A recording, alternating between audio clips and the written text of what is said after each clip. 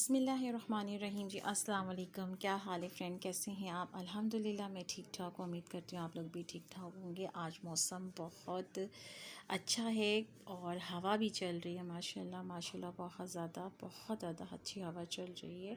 धूप भी निकली हुई है लेकिन धूप में इतनी तेज़ी नहीं है, हवा बहुत अच्छी चल रही है। तो जी जनाब, आज मैं अपने किचन में आ चुकी हूँ और किचन में आज मैं क्या बना रही हूँ, अपने पहले वीडियो की जो मैंने पहला व्लॉग डाला था उसमें मैंने सबसे पहले स्टू बनाया था, मटन स्टू। तो आज मैं चिकन स्टू बना रही हूँ। तो मैंने ये चिकन ले ली है तो 1 किलो के करीब मेरी चिकन है। 300 ग्राम के करीब मैंने प्याज काट के रख लिया है। चिकन को वॉश करके रख दिया था, तो प्याज को मैंने इस तरह काट लिया। अच्छा जी, सारे स्पाइसेस हैं इसके जो मैंने निकाल के रख लिए हैं। गरम मसाला है, कुटी हुई लाल मिर्च है 1.5 टेबल स्पून, हल्दी पाउडर है 2 टेबल स्पून के करीब, और साबुत मिर्चें हैं 4 से 5 अदद, और ये साबुत धनिया है, और हरी मिर्चें मैंने 4 से 5 अदद ली हैं। तो जी जनाब, चलें इसका हम प्याज को अब रखते हैं। क्या कहते हैं, चिकन मैंने धो के तकरीबन इसको रख दिया था इसी तरह।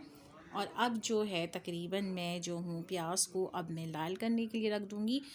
अच्छा जी, मटन के लिए प्याज को लाल नहीं करना पड़ता, सॉरी ज़्यादा भूनना नहीं पड़ता और गुलाबी गुलाबी रखना पड़ता है। और जब चिकन के लिए आप करें तो थोड़ा सा इसको ज़्यादा फ्राई कर लें। अच्छा सारे स्पाइसेस मैंने ले लिए, अब मैं इसके अंदर डाल दूँगी। मैंने थोड़ा सा फ्राई कर लिया था चिकन को और उसको मैं अच्छे से भून लूँगी सारे मसालों को एक साथ। अच्छा, मटन में जो था ना, मैंने जो मसाला है वो बाद में डाला था, गोश्त डाल दिया था, लेकिन मैं चिकन के लिए पहले से पहले मसाला इसमें डाल रही हूँ क्योंकि मैं चिकन स्टू बना रही हूँ। क्योंकि चिकन जो है वो अच्छे से गल जाता है, बहुत अच्छे तरीके से जल्दी गल जाता है। अच्छा, मटन भी जल्दी गल जाता है लेकिन थोड़ा सा 19-20 का फ़र्क तो रहता ही है। अच्छा जी, अब इसको मैं अच्छे से भून लूँगी, तकरीबन अच्छे से इसको भून लेना है। और चिकन का भी बहुत अच्छा स्टू बनता है। मैं ज़्यादातर मटन का ही बनाना पसंद करती हूँ क्योंकि मुझे मटन का ही ज़्यादा अच्छा लगता है। अच्छा जी, इसमें मैंने थोड़ा सा अदरक लहसुन का पेस्ट डाल दिया है 2 टेबल स्पून के करीब, और उसको भी साथ में भून लेना है अच्छे से, खूब अच्छे से इसको अच्छे से भून लेना है। और चिकन तो ऐसा है कि भूनते भूनते में ही गल जाता है, तो इसलिए मैंने पहले से उसके स्पाइसेस प्याज में इसलिए डाल दिए थे ताकि वो अपना जो है मसाला अच्छे से जो अपना जायका है वो अच्छे से छोड़ दें इसके अंदर। उसके बाद मैं इसको थोड़ी देर के लिए रख दूँगी। अच्छा जी, मैं नमक चिकन में बाद में डालती हूँ और इसलिए मैंने थोड़ी देर बाद डाला था, उसको थोड़ा सा भूनने के बाद, ताकि वो अच्छे से भून जाए। फिर उसके बाद मैं तकरीबन इसके अंदर थोड़ा सा मैं पानी डाल के इसको कवर करके रख दूँगी, क्योंकि ज़्यादा नहीं डालना है क्योंकि चिकन बहुत जल्दी ही गल जाता है अच्छे से। तो तकरीबन मैं इसको कवर करके रख दूँगी ताकि चिकन गल जाए। तो जी जनाब, चिकन मेरा गल चुका था। तो फिर उसके बाद जो है मैंने इसमें थोड़ी सी मैंने मिर्चें डाल दी हैं, चूँकि जो मिर्चें हैं वो आपने एंड में ही डालनी है। और उसके बाद फिर थोड़ी देर के लिए आपने मिर्चों के साथ इसको भून के फिर कवर करके रख देना है, ताकि मिर्चों का जो असर है वो इसमें आ जाए। इसको मिर्चों के साथ में भूनने के बाद इसको मैं कवर करके रख दूँगी, क्योंकि मैंने ज़्यादा मिर्चें नहीं डाली। फिर इसमें थोड़ा सा मैंने पानी डाला ताकि मैं इसकी ग्रेवी को सही से तैयार कर सकूँ। फिर इसको मैंने थोड़ी देर के लिए ढक दिया था ताकि मिर्चों का भी तो थोड़ा जो कच्चापन है वो थोड़ा ख़त्म हो जाए और इसका जायका इसके अंदर आ जाए। तकरीबन 5 मिनट तक आप इसको इसी में रख दें। उसके बाद जो मैं है नाज़िया साहिबा, उसकी मैं मैनीक्योर पेडिक्योर के लिए मैंने अपनी फ्रेंड को बुलाया था। तो मैंने कहा चलो नाज़िया की जो है जाने से पहले मैनीक्योर पेडिक्योर कर दे, तो वो अपना टाइम निकाल के इसके लिए आ गई थी। माशाल्लाह बहुत अच्छा किया था उसने। तो साथ में बातें भी करते जा रहे थे हम लोग, और फिर नाज़िया की तैयारियां भी हो रही थी। तो इसी दौरान मैं थोड़ी वीडियो मिस करती जा रही थी, नहीं बना पा रही थी, मैं अपनी वीडियो में रेगुलर नहीं आ रही थी।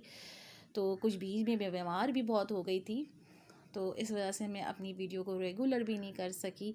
तो नाज़िया यही कहने लगी, भाभी आप मेरी वजह से अपनी वीडियो भी नहीं कंप्लीट। मैंने कहा कोई बात नहीं।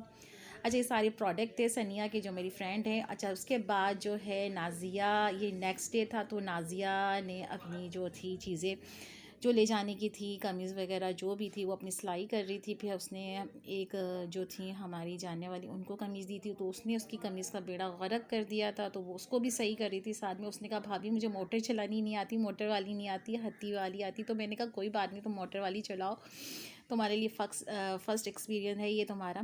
तो मैं इसको बता रही थी, कहने लगी कि मशीन चलाऊँ बस बाद में पता चले कि एकदम से सिलाई हो जाएगी। मैंने कहा नहीं नहीं तुम करो।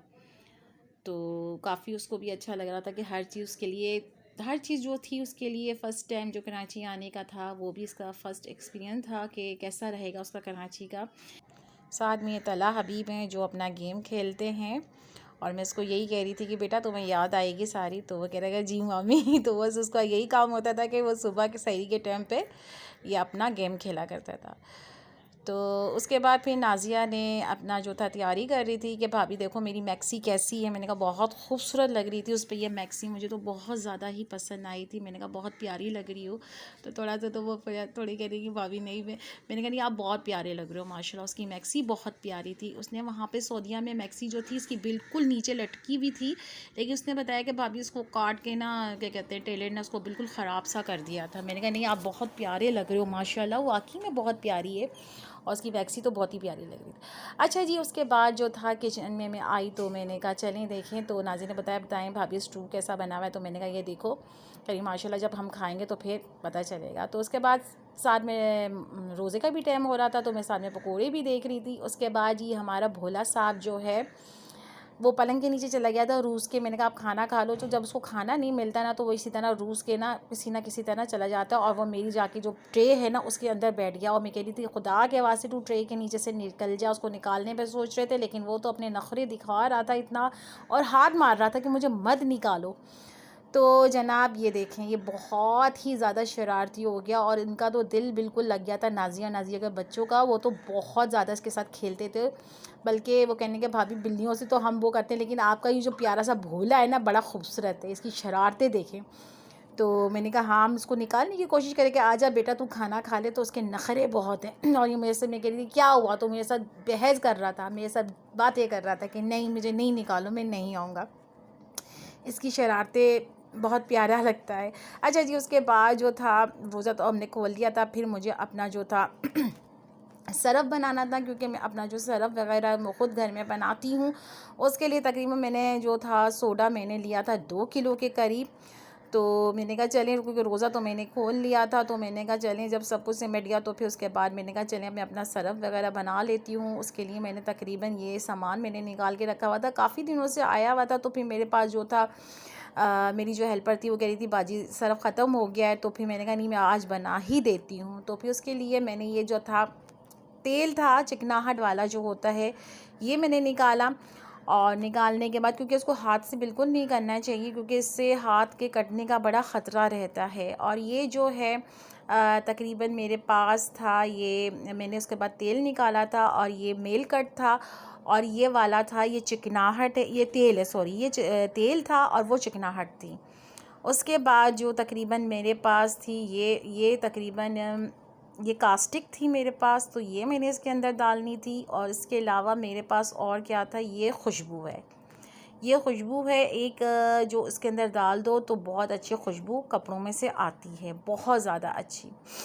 तो ये मैं नाज़िया भी देख रही थी कि भाभी आप घर में कैसे बना लेते हो। मैंने कहा यार बहुत अच्छा। मैंने कहा इनकी थैलियाँ भी मैं नहीं फेंकती, वो भी कभी एनी टाइम्स के वक्त काम आ जाती हैं हमारे। तो तकरीबन मैं ये सब चीज़ें इसके अंदर, अच्छा जी ये जो था ना, ये जैसे सर्फ एक्सल होता है उसके अंदर जो छोटे छोटे से बारीक बारीक से दाने होते हैं, ये वो चीज़ होती है। तो ये डालो तो इससे भी अच्छा आपका जो है सर्फ बन जाता है। तकरीबन 2 किलो सोडे में आपका तकरीबन मेरे ख़्याल से तो 4 किलो का बन जाता है माशाल्लाह माशाल्लाह से। तो जब ये बना रही थी तो वो सारा प्रोसीजर देख रही थी, तो कह रही भाभी चमचे से क्यों। मैंने कहा बेटा चमचे से इसलिए बना रही हूँ कि जब मैं इसको बता रही थी कि इस ना तो ये ऊपर उठ के आ जाता है, जब हम इसके आखिर में जो केमिकल डालूँगी ना तो वो उससे उठ कर आ जाएगा। और आप यकीन जानिए वो इतना गर्म होता है जैसे कोई लावा नहीं होता, जब हम इसको बनाते हैं तो बहुत गर्म होता है। क्योंकि जो लोग ये बनाते होंगे उनको तो खैर इस चीज़ के बारे में पता ही होगा कि जब हम घर में ये बनाते हैं तो उसका कितना वो होता है। लेकिन यार ये बहुत अरसे तक चल जाता है, बहुत अरसे तक, काफ़ी अरसे तक इसको आप चला सकते हैं। तो खैर ये सब चीज़ें मैं इसके अंदर मिक्स कर रही थी कि ताकि तकरीबन ये मिक्स हो जाए ना अच्छे से। तो सारी चीज़ें मैं इसके अंदर डाल रही थी। तो वो बैठ के यही देख रही थी कि भाभी को मैं देखूं तो सही किस ना क्या सारी चीज़ें डालें। अच्छा मैंने पहले खोली भी नहीं थी अच्छा ये काफ़ी दिनों से आया हुआ था तो ये थोड़ा चिकना चिकना हो गया था तो वो हाथ से पिसले जा रहा था। तो मैं इसको यही कह रही थी देखो इसकी जो थैलियाँ भी हैं ना तो ये भी मेरे काम की हैं, ये सारी चीज़ें में बेकार नहीं जाएंगी, ये सब हम सब जब कपड़े डालेंगे तो उनमें धोने में काम आ जाएगी। तो ये सब चीज़ें इसको मैं बता रही थी करके। तो जी जनाब इसके साथ ही मैं आपसे इजाज़त चाहूँगी क्योंकि वीडियो बहुत लंबी हो जाती है। बहुत से लोग तो हैं वो बस आधी छोड़ के छोड़ जाते हैं, तो प्लीज़ वीडियो पूरी देख लिया करें। इससे आपको तो कुछ नहीं जाएगा लेकिन प्लीज़ वीडियो पूरी देख लिया करें आप ना। तो जी जनाब बस मैं इसके साथ ही आपसे इजाज़त चाहूँगी। आगे मेरी वीडियो आने वाली हैं वो भी आप देखिएगा और अल्लाह हाफ़िज़। अपना बहुत बहुत ख़्याल रखिएगा। अल्लाह हाफ़िज़।